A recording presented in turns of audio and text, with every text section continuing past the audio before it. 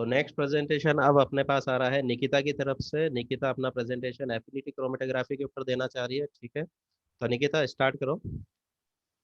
तो जो हमारा टॉपिक है वो है एफिनिटी क्रोमेटोग्राफी, जिसमें हम सबसे पहले ये पढ़ेंगे कि एफिनिटी क्रोमेटोग्राफी क्या होती है। फिर हम देखेंगे कि ये किस प्रिंसिपल पे बेस्ड होती है। फिर हम इसमें देखेंगे कि इस क्रोमेटोग्राफी को यूज करने के क्या क्या फायदे हैं, इसके क्या क्या एडवांटेजेस हैं। एंड देन फिर हम जाएंगे इसके डिफरेंट टाइप्स पे कि एफिनिटी क्रोमेटोग्राफी को फर्दर किस बिहाफ पे डिवाइड किया है, इसको क्लासिफाई किया है। एंड देन हम स्टडी करेंगे कि क्या इसका मेथोडोलॉजी है कि कैसे एफिनिटी क्रोमेटोग्राफी परफॉर्म की जाती है। एंड देन लास्ट में हम देखेंगे कि एफिनिटी क्रोमेटोग्राफी के क्या क्या एप्लीकेशंस हैं, इसके क्या क्या यूजेस हैं। सबसे पहले हम स्टार्ट करते हैं कि एफिनिटी क्रोमेटोग्राफी क्या होती है। जैसे कि हमने पहले पढ़ा है कि क्रोमेटोग्राफी क्या है, एक सेपरेशन टेक्निक है। जो एफिनिटी क्रोमेटोग्राफी है ये भी सेपरेट करती है किसको, प्रोटीन्स को। ये जो है एफिनिटी क्रोमेटोग्राफी, ये प्रोटीन्स को इस बेसिस पे सेपरेट करती है कि जो प्रोटीन्स हैं या ग्रुप ऑफ प्रोटीन्स हैं वो स्पेशल लिगेंड से बाइंड होते हैं किसमें, क्रोमेटोग्राफिक मैट्रिक्स में। मींस कि हमारे पास एक कॉलम लाइक मैट्रिक्स होता है जिसमें जो लिगेंड्स होते हैं वो उसमें अटैच होते हैं। उसमें से जब हम ग्रुप ऑफ प्रोटीन्स को पास आउट करते हैं तो उनके बीच में एक इंटरेक्शन होती है जिसके थ्रू जो है प्रोटीन्स जो है वो सेपरेट होते हैं।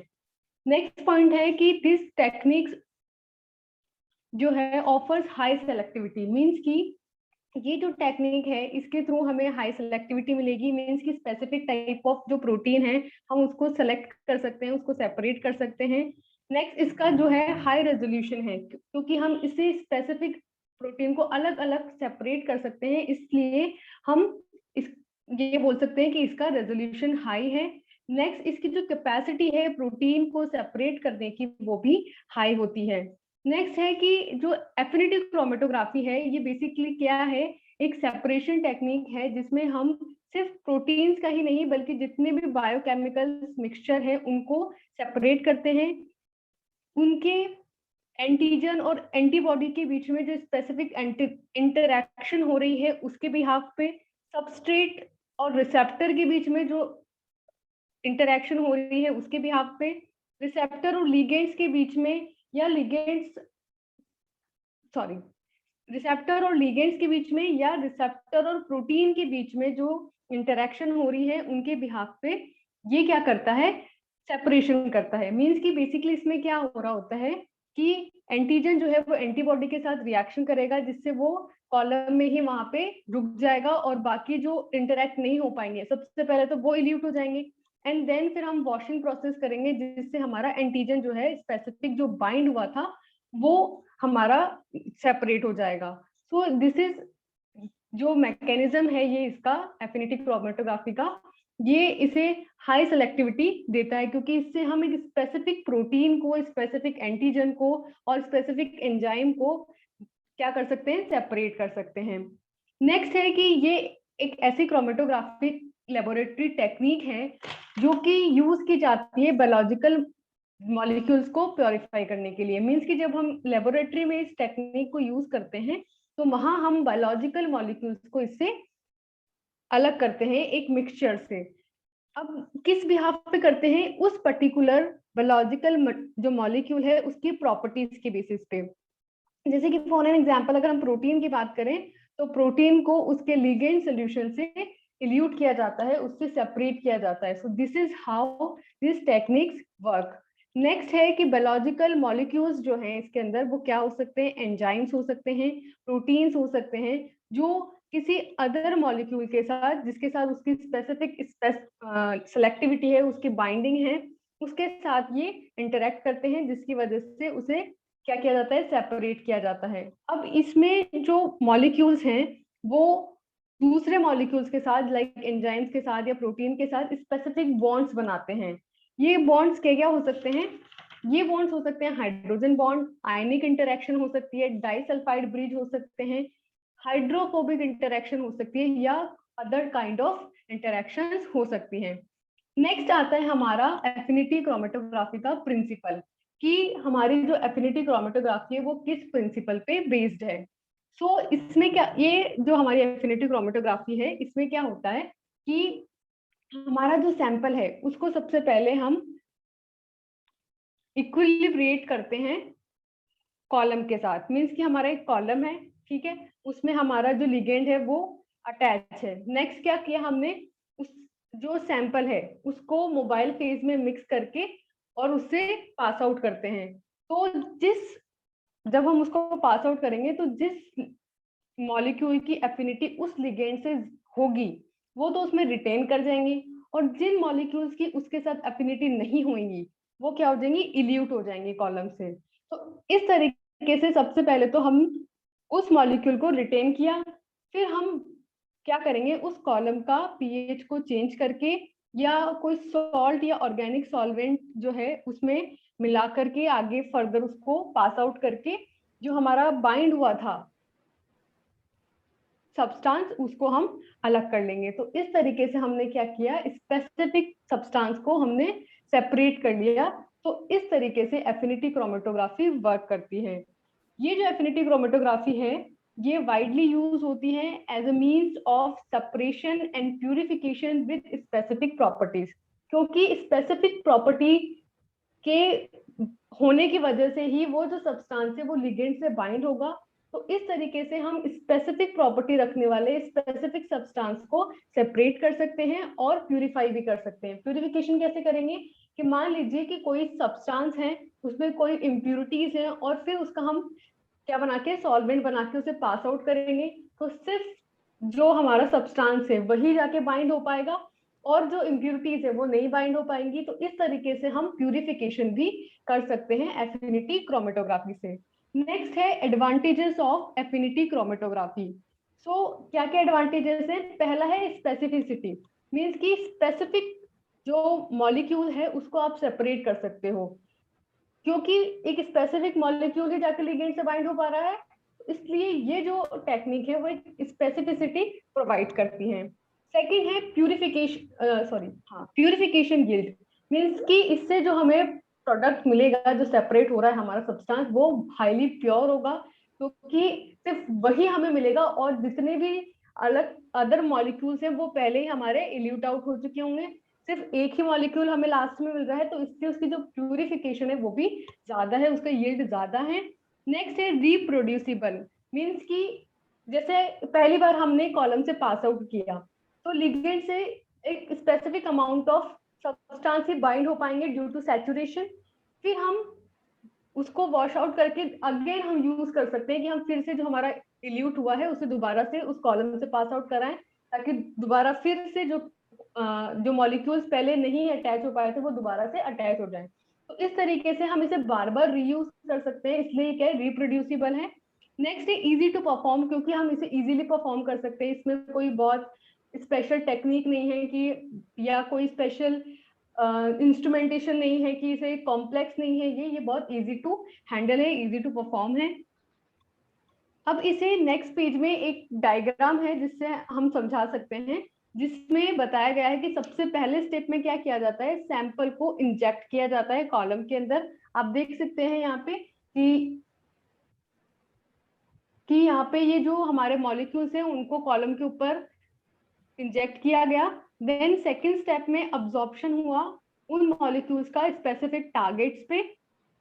देन परफॉर्म किया गया वॉशिंग आउट, जिससे जो नहीं बाइंड हो पाए वो वाले जो मॉलिक्यूल्स थे वो इल्यूट हो गए, एंड लास्ट में इल्यूट आउट हुआ हमारा टारगेट, जो बाइंड हुआ था हमारा वो लास्ट में हमारा इल्यूट हुआ। तो इस तरीके से हमने क्या किया, हमारा जो मॉलिक्यूल था उसको सेपरेट किया। नीचे बताया गया है कि जैसे किस तरीके से एक जेल जो है वो लिपिड के साथ स्पेसर के थ्रू जुड़ा हुआ होता है और हमारा टारगेट मॉलिक्यूल होता है। तो इस तरीके से एफिनिटी क्रोमेटोग्राफी वर्क करती है। नेक्स्ट है कि different types of affinity chromatography. तो हमने यहाँ पे एफिनिटी क्रोमेटोग्राफी को इस बिहाफ पे क्लासिफाई किया है कि किस तरह का रिसेप्टर का नेचर है, मींस कि जो हमारा कॉलम है उसमें जो मैट्रिक्स है उस मैट्रिक्स से किस तरह के रिसेप्टर प्रेजेंट है जो कि स्पेसिफिक जो मॉलिक्यूल्स हैं उनको अपने साथ बाइंड करेंगे। इसमें पहला हमारा आता है बायो एफिनिटी क्रोमेटोग्राफी। तो जैसे कि नाम से ही पता चल रहा है बायो एफिनिटी मींस इसमें क्या यूज होंगे, हमारे बायोमोलिक्यूल्स यूज होंगे, ठीक है, एज अ रिसेप्टर। तो ये क्या करेगा, जो बायोलॉजिकल सब्सटेंस हैं जिनकी बायोलॉजिकल अफिनिटी है, वो उन वाले सब्सटेंस को ये क्या करेगा, अपने साथ अफिनिटी शो करेगा, उनको अपने साथ जोड़ लेगा। तो इसमें एग्जांपल्स आते हैं एंटीबॉडी, एंटीजन, और एंजाइम सबस्ट्रेट, एंजाइम इनहिबिटर्स, ये सारे जो हैं इस क्लास से बिलोंग करते हैं। और इसका एक एग्जांपल है, वो है जीएसटी ग्लूटाथायोन, मींस की जो ग्लूटाथायोन एस ट्रांसफरेज एंजाइम है, उसकी इंटरेक्शन होती है ग्लूटाथायोन के साथ। तो जब आप एंजाइम्स का एक सोल्यूशन पास आउट करेंगे तो ग्लूटाथायोन एस ट्रांसफरेज किससे जुड़ जाएगा, ग्लूटाथायोन से जुड़ जाएगा according to its affinity. Next है second, that is pseudo affinity chromatography. तो सूडो एफिनिटी मींस की नाम से पता चल रहा है कि इसमें सूडो अफिनिटी होती है, मींस कि इसमें कोई बायोलॉजिकल मॉलिक्यूल यूज नहीं होता है, और इसमें फिर भी बायोमोलिक्यूल्स जो है उनका सेपरेशन हो रहा होता है, उनका प्यूरिफिकेशन हो रहा होता है। इसमें दो टाइप के इसको फर्दर क्लासिफाई किया गया है, पहला है डाई अफिनिटी एंड सेकेंड है मेटल अफिनिटी। डाई अफिनिटी में कौन बाइंड होंगे, डाइज जो होती हैं, डिफरेंट टाइप्स ऑफ कलर जो डाइज होती हैं वो बाइंड होंगी, और मेटल अफिनिटी में कौन बाइंड होंगे, मेटल्स बाइंड होंगी, ठीक है।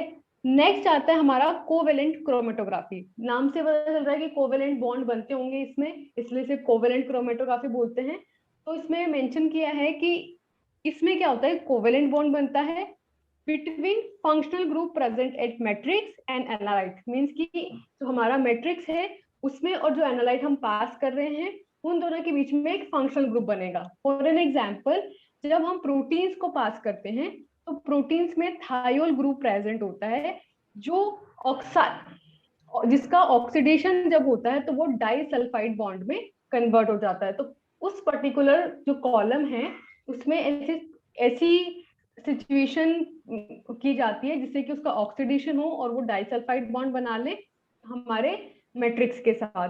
जबकि जब उसका एनवायरनमेंट रिड्यूस किया जाता है, मींस कि ऑक्सीडेशन होगा तो डाइसल्फाइड बॉन्ड बनेगा, और जब रिड्यूस किया जाएगा, रिड्यूसिंग एनवायरनमेंट दिया जाएगा, तो ये डाइसल्फाइड बॉन्ड फिर से ब्रोकन डाउन हो जाएगा, उसका दोबारा से वो टूट जाएगा थायोल ग्रुप के अंदर।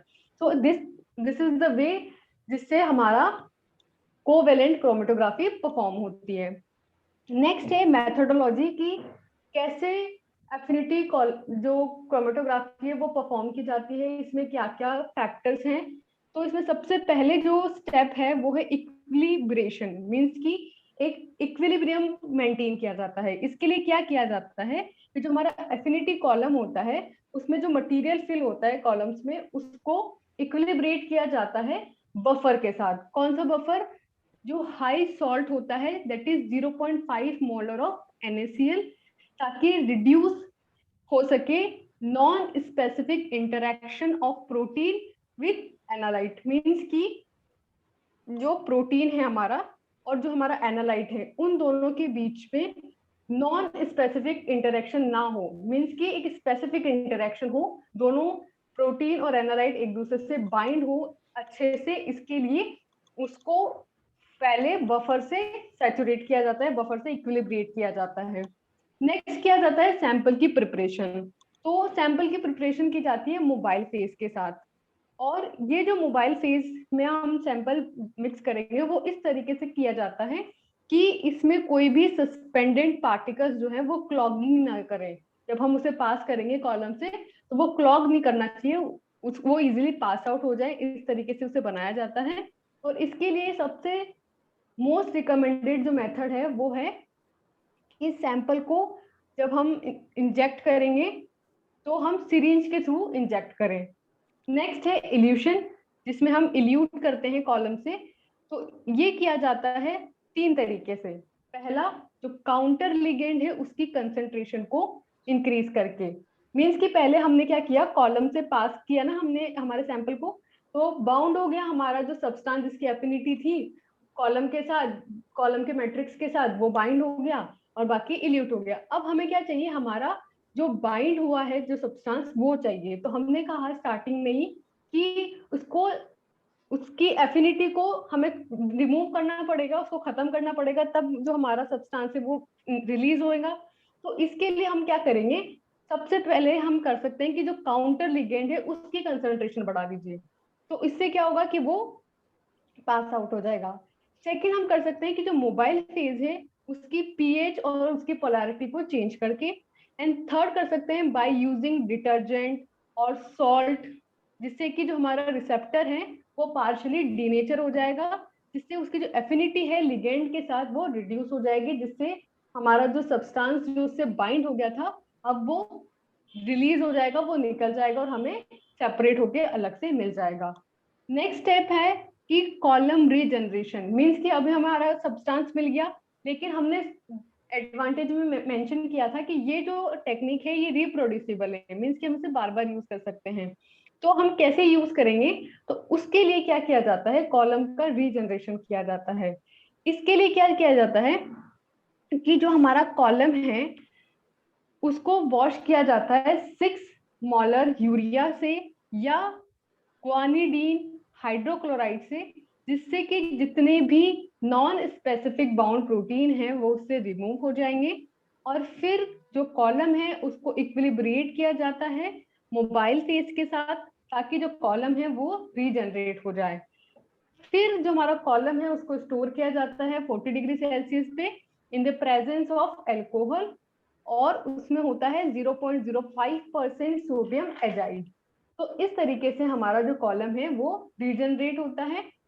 नेक्स्ट एक ग्राफ है जिसके थ्रू ये बताया गया है कि कैसे जब हमारा सैंपल है वो पास हो रहा है जब कॉलम से, और जब चारों स्टेप्स फॉलो हो रही है तो किस टाइम पे अब्जॉर्प्शन जो है वो सबसे ज्यादा होगा। तो ग्राफ से शो हो रहा है कि जब हम वॉशिंग करते हैं, वॉशिंग के बाद हमारा जो इल्यूट निकलता है उस टाइम पे पहला पीक आता है और वो सबसे हाई होता है, और सेकंड जब हम इल्यूशन कर देते हैं उसके बाद एक सेकंड पीक आता है और वो भी हाई होता है। नेक्स्ट है एफिनिटी क्रोमेटोग्राफी के एप्लीकेशंस की कहाँ कहाँ इस क्रोमेटोग्राफी टेक्निक को यूज किया जाता है। उसमें पहला यूज है इसका प्यूरिफिकेशन ऑफ बायोमोलिक्यूल्स, यानी कि जो हमारे बायोमोलिक्यूल्स हैं उनके प्यूरिफिकेशन के लिए। तो जैसे कि हमने हमने जब एफिनिटी क्रोमेटोग्राफी के टाइप्स पढ़े थे उसमें हमने बायो एफिनिटी क्रोमेटोग्राफी पढ़ा था, तो वहां पे हम क्या करते हैं बायोलॉजिकल सब्सटेंस को प्यूरिफाई करने के लिए और सेपरेट करने के लिए उस टेक्निक को यूज करते हैं। तो उसी को यहाँ पे मेंशन किया है कि जैसे हमारा जो ग्लूटाथायोन एस ट्रांसफरेज जो है वो यूटिलाइज करता है ग्लूटाथायोन को as a substrate to catalyse conjugation reaction और जीनोबायोटिक डिटॉक्सिफिकेशन प्रोसेस। मींस कि जब जीनोबायोटिक्स का मतलब होता है जो भी ड्रग है या कोई भी आउटर सब्सटेंस है उसको बोलते हैं। तो जब ड्रग्स की डिटॉक्सिफिकेशन करनी होती है तो फिर क्या किया जाता है, ग्लूटाथायोन एस ट्रांसफरेज एंजाइम को वहां यूज किया जाता है ताकि वो ग्लूटाथायोन को एज अ सबस्ट्रेट वहां पे कैटालाइज कर दे। नेक्स्ट है प्रोटीन प्रोटीन इंटरैक्शन, मींस कि जो हमारा एफिनिटी क्रोमेटोग्राफी है इसमें हमने देखा कि जो प्रोटीन्स हैं वो स्पेसिफिक लिगेंड से जाके बाइंड हो जाते हैं। तो इस प्रोटीन प्रोटीन इंटरैक्शन को यूज किया जाता है कंपाउंड्स को सेपरेट करने के लिए और उनकी स्टडी करने के लिए।